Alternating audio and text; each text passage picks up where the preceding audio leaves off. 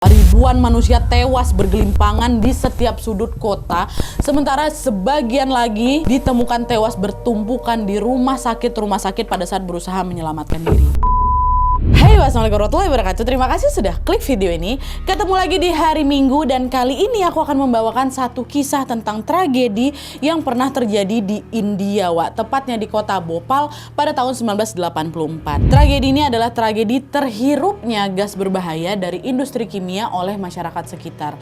Dan mirisnya lagi, penyebab dari kejadian ini adalah kelalaian yang sudah dilakukan oleh berbagai pihak, mulai dari pemerintah, pekerja, dan juga perusahaan itu sendiri. Tragedi ini terjadi hanya dalam waktu singkat, tapi mampu mengakibatkan jatuhnya ribuan korban jiwa loh. Saking banyaknya korban, tragedi gas Bhopal ini disebut-sebut sebagai kecelakaan paling parah yang pernah terjadi di dunia perindustrian. Nah, penasaran dengan gimana kisah selengkapnya? Jadi tanpa berlama-lama kita langsung masuk aja ke ceritanya ya. Check it out!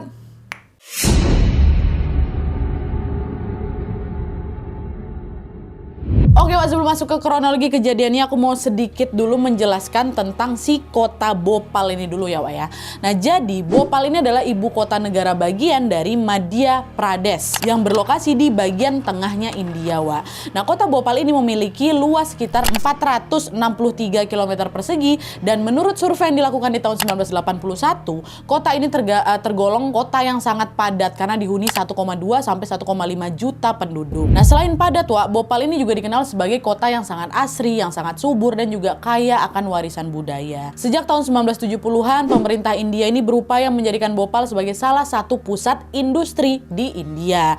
Nah, nggak lama kemudian ada tuh perusahaan asal Amerika yang bernama Union Carbide Company atau UCC yang tertarik untuk mendirikan anak perusahaan atau pabrik barunya di Bhopal. Dan FYI, UCC ini adalah perusahaan bonafit yang memproduksi produk-produk berbahan kimia, ya, macam bakelit, baterai, pestisida, dan lain sebagainya. Nah, karena perusahaan itu sangat terkenal, pemerintah India pun mengizinkan mereka nih untuk mendirikan anak perusahaan di situ, di Bhopal ini. Nah, anak perusahaan ini kemudian diberi nama Union Carbide India Limited atau disingkat UCIL. Kita singkat aja jadi UCIL ya, biar enak aku sebutnya. Nah, sejak pertama kali beroperasi, perusahaan UCIL ini tidak memproduksi bermacam-macam produk macam yang sudah dilakukan sama si Union Carbide itu atau si perusahaan utamanya. Entah karena alasan apa, tapi yang jelas si UCIL ini hanya memproduksi satu barang aja, yaitu pestisida. Nah, pestisida itu rencananya akan diekspor tuh ke negara-negara lain yang ada di benua Asia. Nah, untuk memproduksi si pestisida ini, mereka membutuhkan senyawa kimia yang dikenal dengan nama metil isosianat atau MIC. Dan MIC ini adalah senyawa kimia yang sangat-sangat berbahaya, terutama pada saat beraksi dengan senyawa lain macam H2O atau air dan juga O2 atau oksigen. Apabila terhirup oleh manusia, senyawa ini dapat menyebabkan luka bakar, sesak nafas, bahkan puncaknya bisa menyebabkan kematian. Saking bahayanya si MIC ini.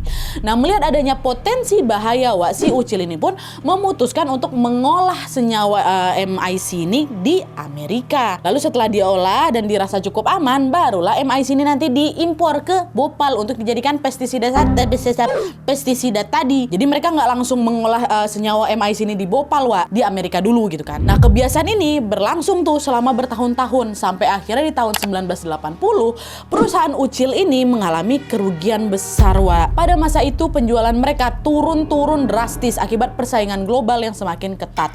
Nah, untuk mengatasi masalah itu, UCIL ini pun akhirnya melakukan dua tindakan yang bisa dibilang ekstrim nih supaya perusahaan mereka tetap bertahan, tetap survive. Dua tindakan itu adalah yang pertama, untuk menekan pengeluaran dan juga untuk bisa menghemat budget perusahaan, mereka merumahkan atau mem-PHK karyawan-karyawan lama, lalu merekrut sejumlah karyawan baru dengan kualitas di bawah rata-rata dengan gaji yang jauh lebih murah. Itu yang pertama. Terus yang kedua, si UCIL ini juga memutuskan untuk berhenti mengimpor senyawa MIC dari Amerika. Sebagai gantinya, mereka berniat untuk memproduksi senyawa MIC itu secara mandiri di pabrik mereka langsung yang ada di Bhopal, udah nggak disinggahkan ke Amerika dulu, udahlah kita olah aja di Bhopal langsung gitu. Nah, tindakan kedua inilah yang ternyata memicu protes dari masyarakat yang ada di Bhopal. Kala itu masyarakat ini khawatir terpapar zat berbahaya, apalagi lokasi perusahaan itu juga tidak jauh dari pemukiman warga. Nah, di sisi lain setelah mendengar protes dari warga ini, manajemen perusahaan ini pun segera langsung menenangkan masyarakat. Mereka bilang, udah ibu-ibu, bapak-bapak, kalian nggak usah khawatir. Kami akan menyiapkan sistem sebaik mungkin supaya MIC ini nggak terpapar sama kalian, kata kayak gitu. Dan selain menenangkan masyarakat di sana, si Ucil ini juga berupaya untuk meyakinkan pemerintah supaya dia diizinkan untuk merencanakan rencana mereka, yaitu memproduksi MIC di Bhopal. Izinlah ini ke pemerintah kan. Tanpa diduga, pemerintah langsung menyetujui rencana itu tanpa berpikir panjang. Mereka ngomong, oh ya udahlah, nggak apa-apa, kalian produksi aja lah di Bhopal, produksi aja lah MIC di situ. Tapi hati-hati ya, jangan sampai kena ke masyarakat ya, kata si pemerintah kayak gitu. Iya Pak, siap, pokoknya aman lah itu. Adalah tuh, karena memang sudah disetujui sama pemerintah, mau tidak mau perusahaan itu pun mulai memproduksi senyawa MIC atau senyawa yang sangat berbahaya ini di Bhopal langsung. Awalnya semua memang berjalan aman-aman aja, tapi hanya berselang 1 tahun kemudian ada sebuah kejadian tragis di perusahaan itu yang mengakibatkan jatuhnya 1 korban jiwa. 1 dulu memang.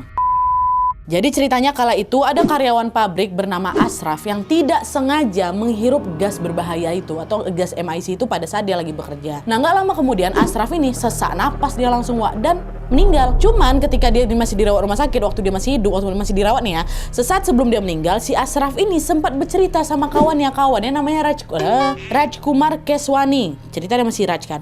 Dan by the way, si Raj ini adalah jurnalis yang sangat vokal menyuarakan masalah-masalah lingkungan. Nah, di situ Ashraf ngomonglah ke si Raj ini, ke temannya, perusahaan Ucil nih ngawur kali, aku jadi kayak gini gegara ada pipa yang bocor, makanya aku nggak sengaja ngirup gas itu. Masa sih bukannya mereka bilang aman-aman aja selama ini? Gak betul tuh, bohong mereka. Di sana nggak aman kayak mereka bilang, kata si Ashraf. Dan gak lama setelah mengatakan hal itu, Ashraf barulah itu dia menghembuskan nafas terakhirnya. Cuma dia sempat cerita sama si Raj. Nah, setelah Ashraf meninggal, Raj nggak tinggal diam, dia langsung berusaha untuk mengumpulkan informasi sebanyak mungkin, lalu menulis laporan tentang bahaya produksi senyawa MIC di Ucil. Nah, di dalam laporannya itu Raj juga menuntut pemerintah supaya mengawasi perusahaan itu secara ketat dan menindak tegas apabila mereka terbukti melakukan kesalahan. Cuman sayangnya tuntutan itu hanya dianggap angin lalu aja sama pemerintah. Pemerintah sama sekali tidak melakukan pengecekan pada si Ucil. Pemerintah malah bilang sama Raj, udahlah kok nggak usah bikin masyarakat panik. Perusahaan itu aman-aman aja kok, selama ini juga aman-aman. Nggak ada bahaya macam yang kau bilang di laporanmu itu. Kata pemerintah kayak gitu. Nah, karena pemerintah ini terkesan santai, ya masyarakat juga nganggap semua baik-baik aja gitu kan. Orang pemerintah juga nggak ada melakukan aksi apa-apa kok. Mereka bilang aman-aman aja kok, ya kan. Cuman di sisi lain karena dianggap baik-baik saja, perusahaan Ucil ini justru makin menjadi-jadi lagi, Nah, di titik ini mereka kembali lagi melakukan tindakan ekstrim yang mengabaikan prosedur keamanan dan juga keselamatan. Salah satunya adalah ketika ada pipa yang bocor, bukannya diganti sama yang baru, perusahaan Ucil ini malah meminta karyawan untuk memperbaiki si bocor ini, memperbaiki ala kadarnya aja demi menghemat pengeluaran. Dan parahnya lagi, hal itu nggak cuma terjadi sekali aja loh, sekali dua kali enggak, tapi berkali-kali sampai para pekerja ini sudah terbiasa dengan adanya pipa bocor di situ. Nah, tindakan sembrono yang dilakukan sama si Ucil itu, ditambah lemahnya lagi pengawasan dari pemerintah, tentunya hal ini menimbulkan masalah yang sangat-sangat serius. Nah, puncaknya pada suatu hari di tahun 1984 terjadilah sebuah bencana mengerikan yang menewaskan ribuan nyawa masyarakat Bhopal dalam sekejap mata. Dan by the way, sebelum aku masuk ke tragedinya, aku mau jelasin sedikit dulu tentang prosedur kerja yang ada di Ucil, atau di perusahaan UCIL ini. Nah, jadi senyawa MIC tadi, senyawa MIC yang ada di perusahaan Ucil ini disimpan, disimpan di dalam 3 tangki yang ada di bawah tanah. Nah, 3 tangki itu adalah tangki E610, E611, dan E619. 610, 611, 619 ya, disimpan di 3 tangki ini.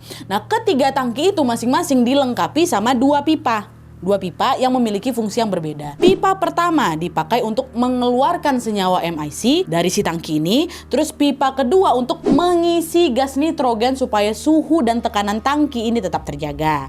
Dan sebagaimana prosedur yang sudah berlaku, tangki E610 sama E611 ini diisi harus dengan senyawa MIC sebanyak 60% dari total volume tangki. Nggak boleh lebih, nggak boleh kurang. Salah, nggak boleh lebih, nggak boleh kurang. Sementara di tangki terakhir E16 itu harus dikosongkan untuk berjaga-jaga saat keadaan darurat. Nah, itulah itu prosedurnya kan. Nah, awalnya standar pengamanan itu berjalan sebagaimana mestinya, tapi seiring berjalannya waktu, standar itu mulai diabaikan. Lagi-lagi dengan alasan menghemat budget. Lalu pada tanggal 3 Desember tahun 1984, para pekerja mengisi tangki E610 dan E611 melebihi kapasitas aslinya rupanya, atau lebih dari 60% tadi. Dan selain itu mereka juga mengisi tangki E619 yang seharusnya kosong ini dengan senyawa MIC. Jadi sampai sini ketiga tangki itu udah penuh dengan senyawa MIC nih ya. Lalu pada jam 9 malamnya di hari yang sama itu, beberapa karyawan melakukan pekerjaan mereka lah, yaitu mencuci pipa yang menempel pada tangki. Nah, pada saat membasuh pipa E610 dengan air, mereka notice kalau salah satu ujung pipa tersumbat karena airnya nggak mengalir. Nah, ngerasa dia nggak beres di sini, si pekerja itu pun segera langsung melapor hal itu kepada atasannya.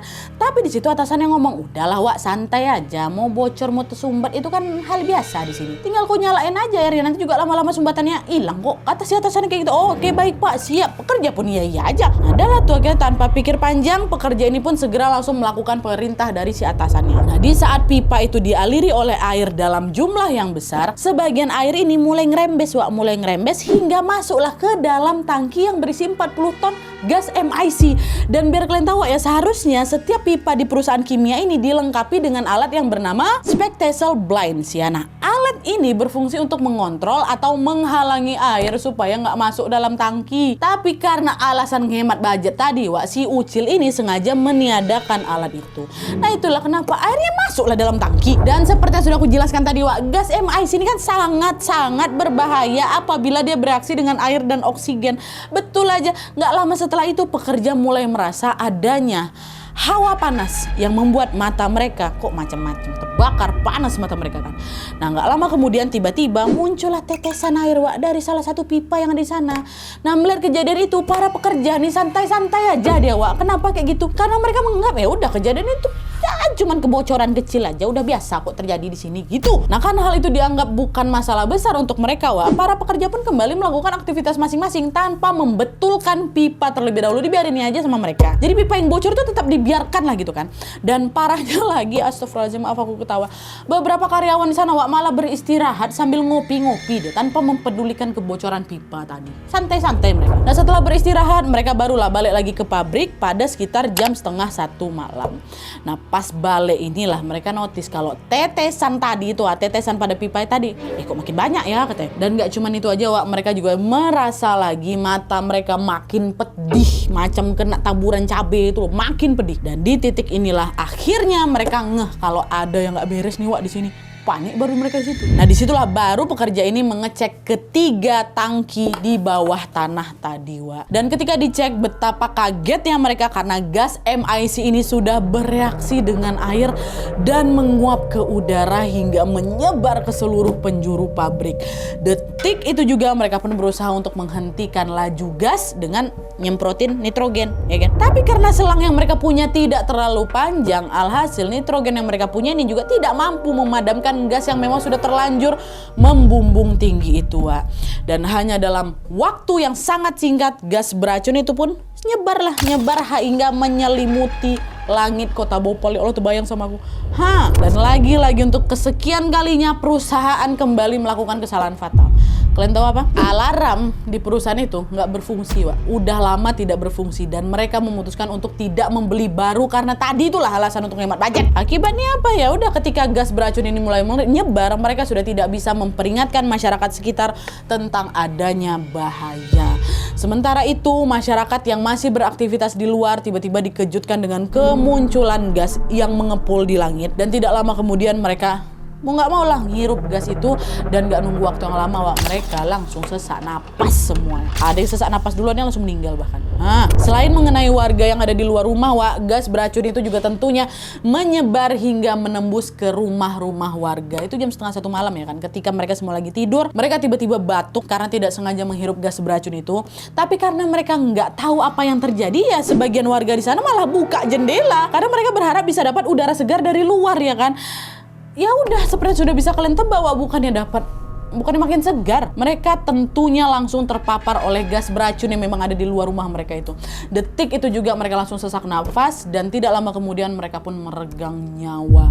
Dan hanya dalam waktu sekejap Wah, ada banyak sekali mayat-mayat yang bergelimpangan di kota Bhopal karena sudah menghirup gas beracun ini. Sementara itu warga-warga yang masih selamat Wah, langsung tuh kan berhamburan dia menghindari datangnya aliran gas itu yang hampir kena ke mereka lari gitu kan dari asap yang lagi ngejar gini. Nah, sebagian warga yang selamat ini Wah, langsung pergi nih ke rumah sakit untuk mendapatkan pertolongan. Tapi setibanya di rumah sakit, mereka malah mendapat penanganan yang tidak sesuai. Nah, karena kejadian itu memang baru pertama kali terjadi di Bhopal, alhasil dokter ataupun perawat di sana nggak tahu nih caranya gimana bisa ngobatin pasien yang ngirup gas MIC ini. Jadi ketika pasien-pasien itu datang, mereka suster-susternya ini langsung ngasih oksigen dengan tujuan apa? Dengan tujuan untuk memudahkan mereka bernapas. Biasa orang sesak kan kasih oksigen kan. Tapi macam aku bilang tadi, Wak, gas MIC ini kan sangat-sangat mematikan kalau bereaksi dengan apa? Oksigen sama air. Oksigen dikasih. Apa nggak naas pasien-pasien itu? Niatnya ditolongin dikasih oksigen, mati, datang nggak mati dikasih oksigen langsung mati. Ya bro, dia jarang ngirup oksigen tuh lah. Tragedi malam itu menimbulkan kepanikan yang luar biasa tentunya Wak. Ribuan manusia tewas bergelimpangan di setiap sudut kota, sementara sebagian lagi ditemukan tewas bertumpukan di rumah sakit pada saat berusaha menyelamatkan diri. Dan sedihnya lagi Wak, beberapa warga ditemukan tewas di saat mereka ini masih tertidur lelap. Kejadiannya kan tengah malam kan Wak. Tapi meskipun kejadian itu sudah merenggut nyawa masyarakat, mereka masih tidak tahu dengan apa yang terjadi. Alhasil sepanjang malam itu mereka hanya bisa pasrah sambil menunggu gas itu mereda dengan sendirinya.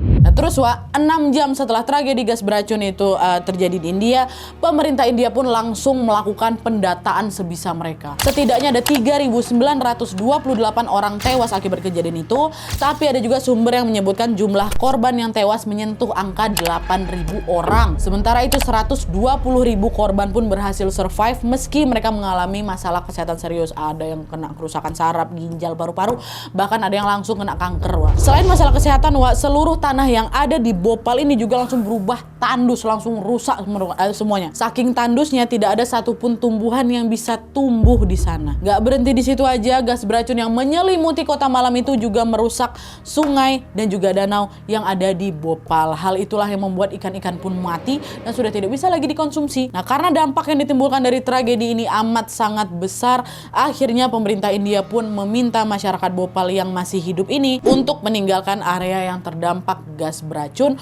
khususnya area yang memang dekat sama pabrik Wak. Nah, mengetahui besarnya dampak tragedi ini, keesokan harinya CEO dari Union Carbide yang namanya Warren Anderson pun langsung mengirimkan tim teknis mereka ke India. Setibanya di India, tim teknis ini langsung mereaksikan gas MIC di pabrik dengan zat lain supaya tidak berbahaya. Dan selain mengirim tim, Union Carbide Company ini juga memberikan dana jutaan dolar kepada pemerintah India sebagai bentuk tanggung jawab dari mereka. Tapi meskipun begitu, di balik layar, tim lawyer perusahaan dari UCC ini berusaha untuk membujuk pemerintah nih supaya mereka tidak menyeret kasus ini ke pengadilan. Ayolah kita damai aja ya. Jangan kau tuntut ganti rugi yang jauh lebih besar. Ini aku tanggung jawab kok, aku kasih kok dananya kayak gitu.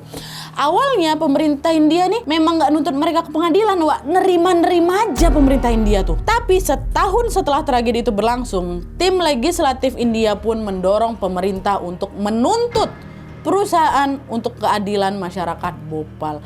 Pak, kasusnya besar kali loh Pak. Kalian janganlah mau disogok sama perusahaan tuh. Bapak nggak kasihan sama masyarakat? Kasihan loh Pak. Mereka sampai terkena dampak ke anak cucunya. Salah satunya juga mungkin ada keluarga Bapak kan. Pikirlah Pak, janganlah tuntut mereka. Nah dari situlah pemerintah nih baru ngeh mungkin ya. Baru dari situ mereka tergerak untuk melakukan tindakan hukum untuk bisa mengadili perusahaan UCC atau Union Carbide tadi. Lalu supaya sistem peradilan itu berjalan lancar, pemerintah India ini juga membuat sebuah tim operasi khusus yang bernama Operation Fate untuk bisa mencari tahu penyebab bocornya gas di perusahaan Uchil tadi tuh. Dan setelah melakukan penyelidikan, pemerintah baru tahu kalau selama ini Uchil itu sudah melakukan berbagai pelanggaran, mulai dari merumahkan pekerja yang berkualitas, mengganti tenaga kerja yang jauh lebih murah, dan selalu mengabaikan faktor keamanan yang ada di pabrik itu. Jadi di sini pemerintah tuh baru sadar kalau Uchil tidak seaman yang mereka kira. Yalah, aku dari awal percaya aja kok nggak kocek. Nah, setelah mengetahui hasil investigasi itu, pemerintah India pun langsung beranggapan kalau UCC atau Uchil lah yang bersalah dalam kasus ini. Sementara di sisi lain, pihak Union Carbide atau Uchil langsung memberikan pembelaan mereka tentunya. Pada saat itu mereka justru bilang kalau penyebab tragedi itu adalah pemerintah India itu sendiri. Enak aja kalian nyalahin kami, ya salah kalian sendiri lah, punya perusahaan kok nggak pernah dicek, nggak pernah diawasi, nggak pernah diaudit. Harusnya kalian sering-sering lah periksa ke sini gitu. Ya sebenarnya omongan mereka berdua nih ada betulnya sih, tapi dua-dua juga salah. Nah, selain menyalahkan pihak UCC ini juga menuduh pemerintah India sengaja mensabotase sistem keamanan di Uchil demi bisa mendapatkan uang ganti rugi. Nah, mendengar tuduhan itu, pemerintah India juga makin gak terima lagi dan dia pun kembali menjabarkan fakta-fakta yang mereka dapat. Sama-sama nggak mau disalahkan mereka berdua ini. Nah, akhirnya singkatnya setelah melalui proses persidangan yang cukup alot, pengadilan pun akhirnya memutuskan bahwa pihak yang paling bersalah dalam kasus ini adalah Union Carbide atau perusahaan. Ya, nah sebagai gantinya mereka harus membayar ganti rugi 470 miliar dolar, atau sekitar 177 triliun rupiah kepada pemerintah India. Dan selain menuntut ganti rugi, pihak pengadilan ini juga menetapkan Warren Anderson atau CEO dari UCC ini sebagai tersangka utama dalam kasus ini. Tapi meskipun sudah ditetapkan sebagai tersangka, Warren ini sama sekali tidak pernah dipenjara loh. Jangankan dipenjara, Warren ini bahkan nggak pernah satu kali pun menampakkan batang hidungnya di persidangan. Nggak pernah. Dan karena Warren ini tidak dihukum penjara, masyarakat Bhopal pun ya nggak terimalah mereka semua kan. Dan mereka kembali melakukan aksi protes supaya bisa mendapatkan ganti rugi. By the way, ganti ruginya ini bukan dikirim ke pemerintah India ya, tapi mereka menuntut diberikan langsung ke para korban yang terdampak secara langsung gitu. Tapi tuntutan itu tidak dihiraukan karena perusahaan UCC ini merasa sudah melakukan kewajibannya membayar ganti rugi. Sementara itu, pemerintah India juga tidak bisa berbuat banyak karena mereka pun juga sudah menggunakan uang yang 177 triliun itu untuk perbaikan lingkungan dan juga sanitasi kota Bhopal. Dan karena permintaan itu tidak terpenuhi, alhasil aksi protes itu masih terus dilakukan oleh masyarakat Bhopal sampai dengan hari ini. Oke, jadi itu tadi cerita tentang tragedi gas beracun di Bhopal pada tahun 1984. Tragedi ini betul-betul mengakibatkan kerugian yang sangat besar baik dari segi fisik maupun non-fisik tentunya. Tapi meskipun begitu, dari tragedi ini pemerintah India akhirnya belajar dari kesalahan. Katanya sejak saat itu mereka langsung memberlakukan aturan baru di mana perusahaan kimia dilarang menyimpan gas MIC dalam jumlah yang besar di pabrik mereka. Hal itu mereka lakukan untuk mencegah terjadinya sesuatu yang tidak diinginkan lagi seperti apa yang sudah terjadi di Bhopal ini.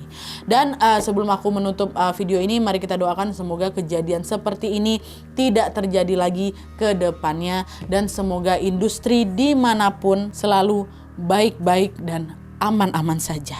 Amin ya robbal alamin. Oke, jadi sekian dulu videonya. Terima kasih yang sudah menonton dan terima kasih juga yang sudah request. Kalau kalian suka video ini, klik like-nya, jangan lupa komen di bawah untuk ide dan saran-saran untuk selanjutnya. Jangan lupa nyalain notifikasinya supaya kalian tahu kalau aku upload video baru. And as always, jangan lupa untuk klik tombol subscribe supaya kalian sama-sama tahu informasi menarik dan menegangkan dari channel aku. See you next video, bye.